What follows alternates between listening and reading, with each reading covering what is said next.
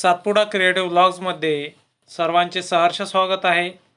तर आजचा हवामान अपडेट मीन्स हवामान अंदाज। तर चला, अरबी समुद्रातून मान्सूनची वाटचाल सुरू। नैऋत्य मोसमी वाऱ्यांच्या मान्सून देशाच्या मुख्य भूमीचे प्रवेशद्वार केरळमधील आगमनाकडे सर्वांच्या नजरा खिळल्या आहेत।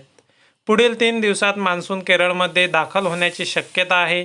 यातच अरबी समुद्रातून थबकलेली वाटचाल पुन्हा सुरू झाल्याचे हवामान विभागाने स्पष्ट केले आहे।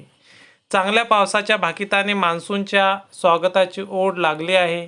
बंगालच्या उपसागरातील अंदमान निकोबार बेट समूह आणि अरबी समुद्रातील मालदीवमध्ये 19 मे रोजी मान्सूनचे आगमन झाले। त्यानंतर श्रीलंकेच्या बहुतांश भागासह अंदमान बेट समूह मान्सूनने व्यापला।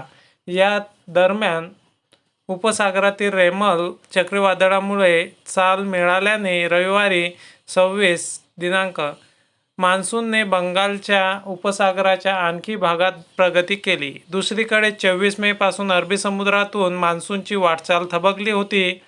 मंगळवारी दिनांक 28 मे मान्सूनची अरबी समुद्रातून वाटचाल सुरू झाली आहे।